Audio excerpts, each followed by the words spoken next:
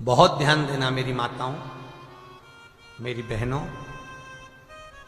तुम्हारे मांग में जो सिंदूर है, तुम्हारे हाथ में जो चूड़ा है, तुम्हारी पांव में जो बिछुड़ी है, तुम्हारे भाल पर मस्तक पर जो बिंदी है, तुम्हारे गले में जो मंगल सूत्र है, यह कोई साधारण विषय नहीं है।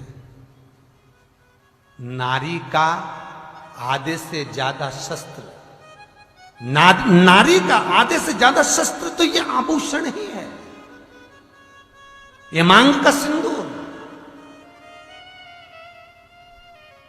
ये मांग में जो सिंदूर भरा हुआ है, ये नारी का एक लक्ष्य तत्व, परम धन है, परम धन। फिर वो कहीं पर भी टूट सकती है।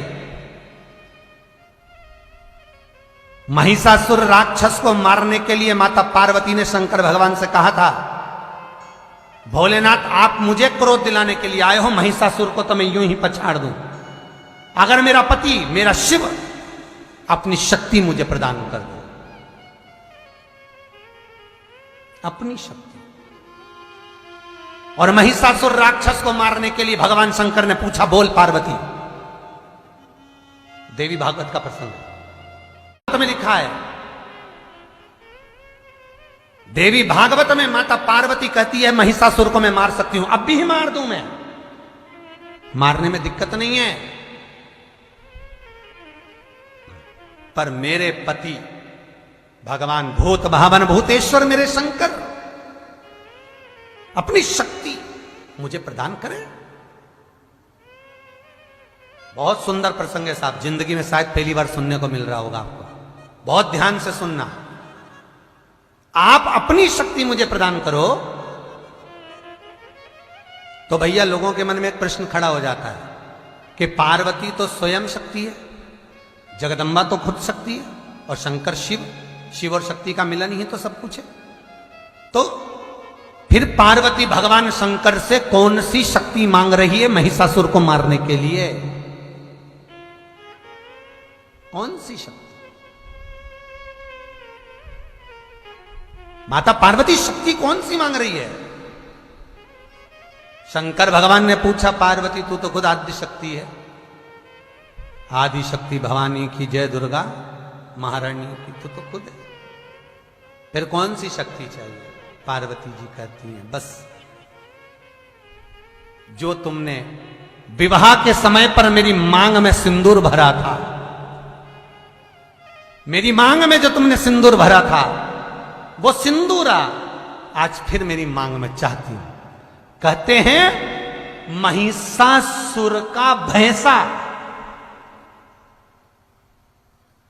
मां जगज्जननी के मांग का सिंदूर देखकर उसने पांव टेक दिए थे, केवल माता का सिंदूर देखकर। अब आज के जमाने में तो वो डब्बी में एक तीली डली रहती है, वो भी गीली वाली, और वो भी इतनी सी रगड़ ले और ऐसा सिर पे पल्लू लेके 50 बार सोचे कि मेरे बराबर कोई है ही नहीं। महाराज परसों के दिन कलकत्ता से किसी ने प्रश्न किया था कि हमारे यहां नवरात्रे में हल्दी कुंकू, बहुत सारी होली खेली जाती कुंकू की। आप लोगों ने कई बार टीवी पे देखा होगा, जिन ने जो लोग जानते होंगे। हमारे यहां सिंदूर की होली होती है, हमारे यहां नवरात्र में सिंदूर भरा जाता है, सिंदूर खेला जाता है।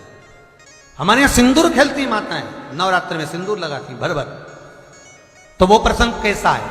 तो देवी भागवत का ये प्रसंग याद रखना।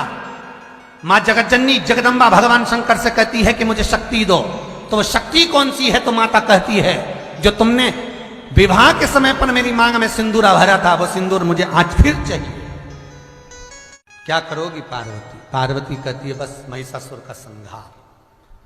शंकर भगवान ने सिंदूर हाथ में लिया, मेरे माथे पे कुमकुम की बिंदिया रहे, और मैया कोई कामना ही नहीं।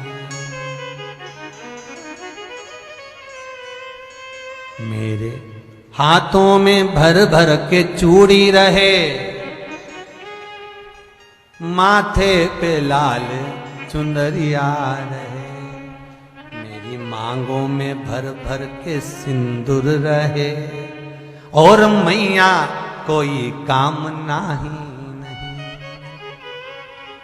कुछ चाहिए।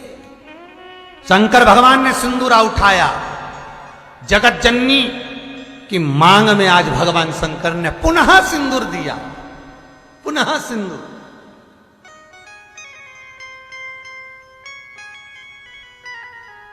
पुनः छठ तीज की पूजन जब माताएं करती हैं तो लेकर सिंदूर अपनी मांग में लगाती हैं। छठ तीज जब पूजती हैं, तीज का पूजन करती हैं, हरताली का करे कोई, तीज का पूजन करे, चौथ का करे, मांग में भर लेती हैं। शंकर ने दिया सिंदूरा, मां बाहर निकली। देवी भागवत कहती है कि जिस महिषासुर जिस भैंसे पर चढ़कर आया था, जिस महिष पर चढ़कर आया था,